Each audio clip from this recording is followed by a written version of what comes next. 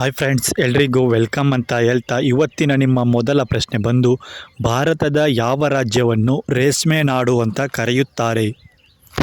Option A Karnataka, option B Maharashtra, option C Kerala, option D Andhra Pradesh.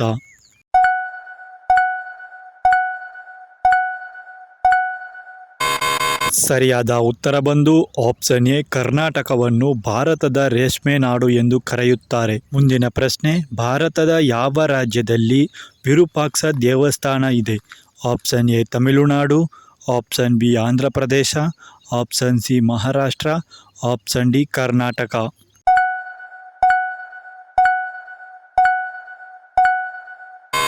ಸರಿಯಾದ ಉತ್ತರ ಬಂದು ಆಪ್ಷನ್ ಡಿ ಕರ್ನಾಟಕದ ಹಂಪಿಯಲ್ಲಿ ವಿರೂಪಾಕ್ಷ ದೇವಸ್ಥಾನ ಇದೆ.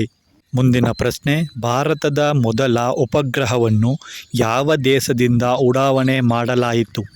Option A Bharat, option B America, option C Russia, option D Japan.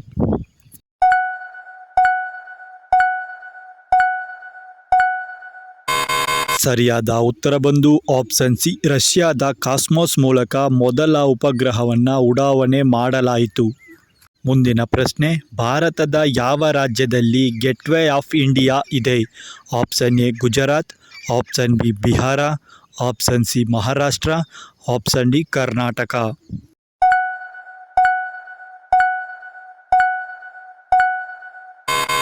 ಸರಿಯಾದ ಉತ್ತರ ಬಂದು ಆಪ್ಷನ್ ಸಿ ಮಹಾರಾಷ್ಟ್ರದಲ್ಲಿ ಗೇಟ್ವೇ ಆಫ್ ಇಂಡಿಯಾ ಇದೆ.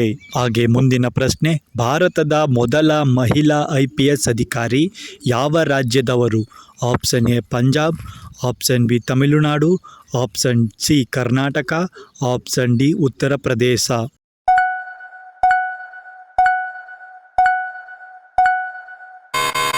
ಸರಿಯಾದ ಉತ್ತರ ಬಂದು ಆಪ್ಷನ್ ಎ ಪಂಜಾಬ್ ರಾಜ್ಯದವರು ಮೊದಲ IPS ಅಧಿಕಾರಿ. ಮುಂದಿನ ಪ್ರಶ್ನೆ, ಭಾರತದ ಯಾವ ರಾಜ್ಯದಲ್ಲಿ ನಲಂದಾ ವಿಶ್ವವಿದ್ಯಾಲಯ ಇದೆ? Option A Karnataka, option B Tamil Nadu, option C Bihar, option D Uttar Pradesh.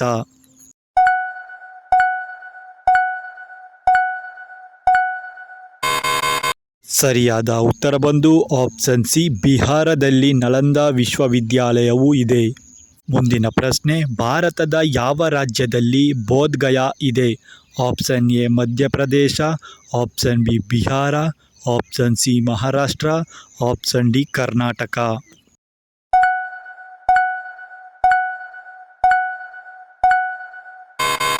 ಸರಿಯಾದ ಉತ್ತರ ಬಂದು ಆಪ್ಷನ್ ಬಿ ಬಿಹಾರದಲ್ಲಿ ಬೋಧ್ ಗಯಾವು ಇದೆ.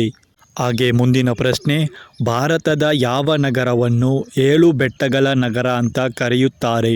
Option A Madurai, option B Sabarimala, option C Tirupati, option D Palani.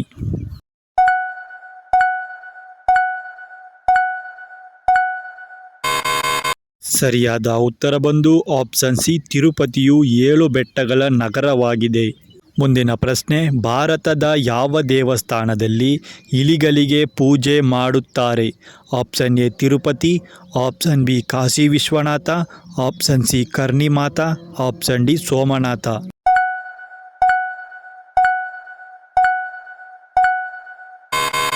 ಈ ಪ್ರಶ್ನೆಗೆ ಸರಿಯಾದ ಉತ್ತರ ಬಂದು ಕರ್ಣಿ ಮಾತಾ ದೇವಸ್ಥಾನ.